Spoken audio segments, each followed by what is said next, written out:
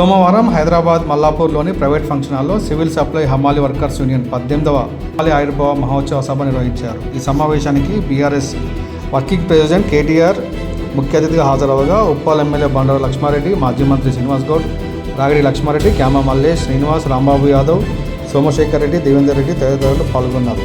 ఈ సందర్భంగా ఈ కార్యక్రమంలో కేటీఆర్ మాట్లాడుతున్నారు. అది 18వ ఆవిర్భావ శుభాకాంక్షలు హృదయపూర్వకంగా తెలియజేసుకుంటా ఉన్నాం. ఈ సంఘ సమస్యలే కాదు, మరి సమాజంలో ఉన్న సమస్యలు కూడా అన్ని అర్థం చేసుకుని ఇవాళ ఒకవైపు బీఆర్టీయూలో బలంగా పనిచేస్తూ మరొక వైపు మీ సమస్యల పరిష్కారం కోసం కొట్లాడుతున్న హమాలి సీనకు ఒకసారి గట్టిగా చప్పట్లతో అందరం కూడా అభినందనలు చెప్తాం.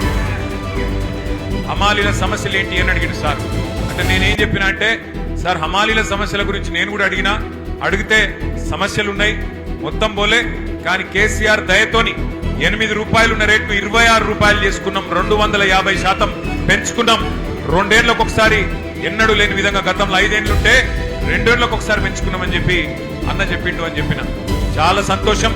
ఇంకేమన్నా సమస్యలుంటే కూడా నువ్వు చెప్పు, తప్పకుండా ఆరోగ్య భద్రత కావచ్చు, ఇంకా ఏదైనా సమస్యలు కావచ్చు, ఏమున్నా మళ్ళీ తప్పకుండా గులాబీ జెండా ఎగురుతుంది ఈ రాష్ట్రంలో.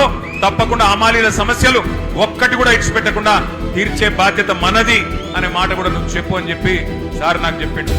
మరి మీకు తెలుసు, కేసీఆర్ సార్ వచ్చిన తర్వాత తెలంగాణలో మన ప్రభుత్వం వచ్చిన తర్వాత ఏ తీరుగా వడ్లు వండినాయి, ఏ తీరుగా సాగు విస్తీర్ణం పెరిగింది నాకంటే బాగా మీకే తెలుసు. ఎందుకంటే మోసడానికి తెలుస్తుంది కష్టం, బస్తాలు మోస్తే తెలుస్తుంది కష్టం తప్ప డైలాగులతోని పంచి డైలాగులతోని ఏమి కాదు. మీరేమో కేసీఆర్ సార్ వచ్చినాక బస్తాలకు బస్తాలు, పుట్లకు పుట్లు వడ్లు మీరు మోసిండ్రు.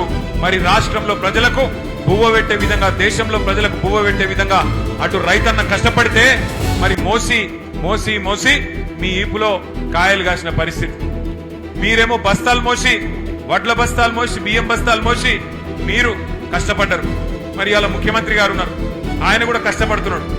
ఏం సంచులు మోస్తున్నాడో నాకంటే బాగా మీకేరక, ఏం సంచులు మోస్తున్నాడో యాడికి మోస్తున్నాడో మీకేరక.